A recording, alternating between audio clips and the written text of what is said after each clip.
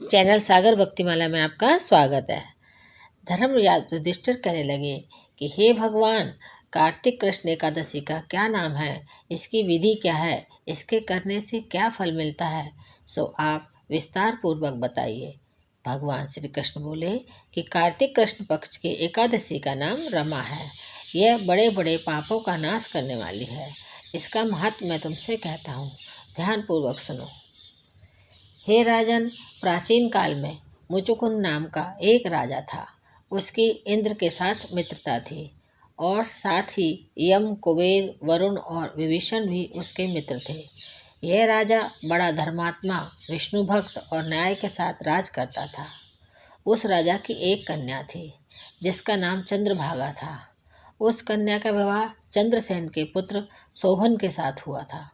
एक समय वह शोभन ससुराल आया।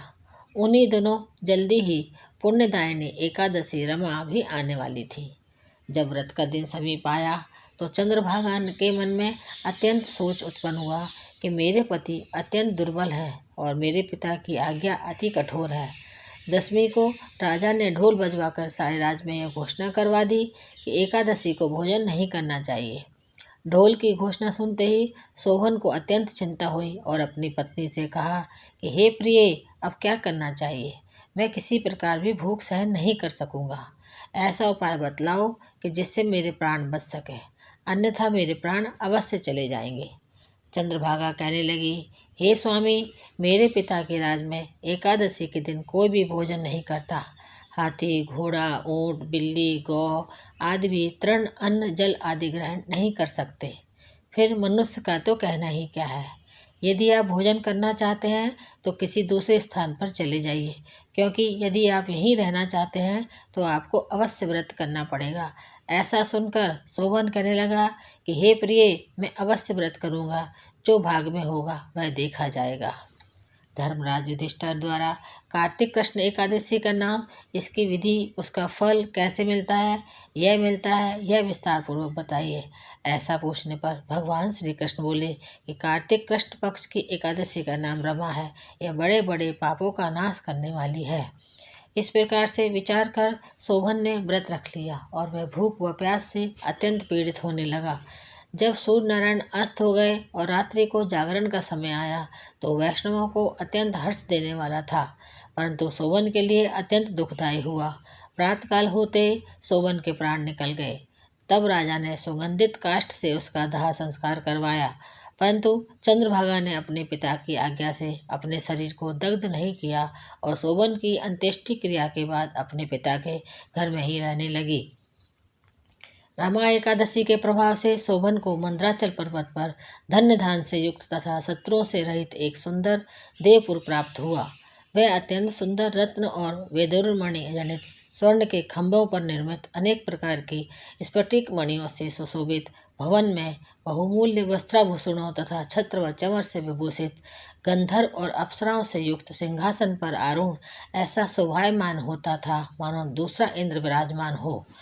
एक समय मुचुकुंद नगर में रहने वाले एक सोम शर्मा नामक ब्राह्मण तीर्थ यात्रा करता हुआ घूमता फिरता उधर जा निकला और उसने शोभन को पहचान कर कि यह तो राजा का जमाई शोभन है, उसके निकट गया। शोभन भी उसे पहचान कर अपने आसन से उठकर उसके पास आया और प्रणाम आदि करके कुशल प्रश्न किया। ब्राह्मण ने कहा कि राजा मुचुकुंद और आपकी पत्नी कुशल से हैं। नगर में भी सब प्रकार से कुशल हैं, परंतु हे राजन, हमें आश्चर्य हो रहा है। आप अपना वृत्तांत कहिए कि ऐसा सुंदर नगर जो न कभी देखा न कभी सुना, आपको कैसे प्राप्त हुआ। तब शोभन बोला कि कार्तिक कृष्ण की रमा एकादशी का व्रत करने से मुझे यह नगर प्राप्त हुआ, परंतु यह अस्थिर है। यह स्थिर हो जाए ऐसा उपाय कीजिए।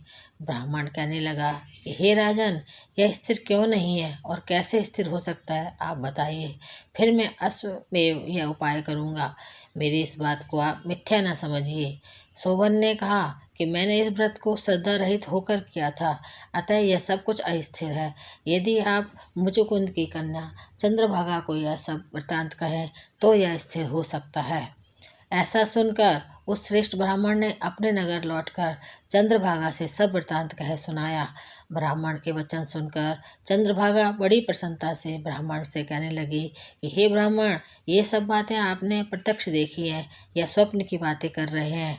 ब्राह्मण कहने लगा कि हे पुत्री, मैंने महावन में तुम्हारे पति को प्रत्यक्ष देखा है, साथ ही किसी से विजय न हो ऐसे देवताओं के नगर के समान उनका नगर भी देखा है।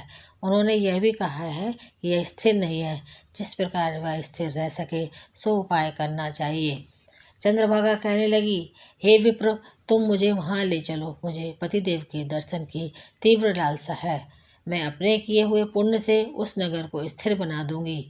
आप ऐसा कार्य कीजिए जिससे उनका हमारा संयोग हो, क्योंकि वियोगी को मिला देना महान पुण्य है।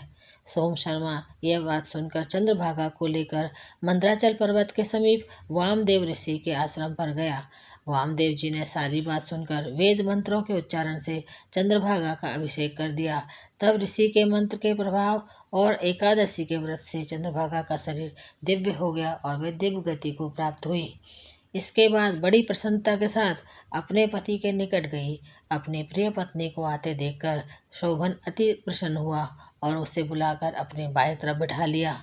चंद्रभागा कहने लगी, हे प्राणनाथ, आप मेरे पुण्य को ग्रहण कीजिए। अपने पिता के घर जब मैं 8 वर्ष की थी तब से विधि पूर्वक एकादशी के व्रत को श्रद्धापूर्वक करती आ रही हूँ। इस पुण्य के प्रताप से आपका यह नगर स्थिर हो जाएगा तथा समस्त कर्मों से युक्त होकर प्रलय के अंत तक रहेगा। इस प्रकार चंद्रभागा ने दिव्य आभूषणों और वस्त्रों से सुसज्जित होकर अपने पति के साथ आनंद पूर्वक रहने लगी। हे राजन, यह मैंने रमा एकादशी का महात्म कहा है। जो मनुष्य इस व्रत को करते हैं उसके ब्रह्म हत्या आदि समस्त पाप नष्ट हो जाते हैं। कृष्ण पक्ष और शुक्ल पक्ष दोनों की एकादशियां समान है, इनमें कोई भेदभाव नहीं है, दोनों समान फल देती हैं। जो मनुष्य इस महात्म्य को पढ़ते अथवा सुनते हैं वे समस्त पापों से छूटकर विष्णु लोक को प्राप्त हो जाते हैं। तो ये थी रमा एकादशी व्रत की कथा। मेरे चैनल को सब्सक्राइब जरूर करें। धन्यवाद।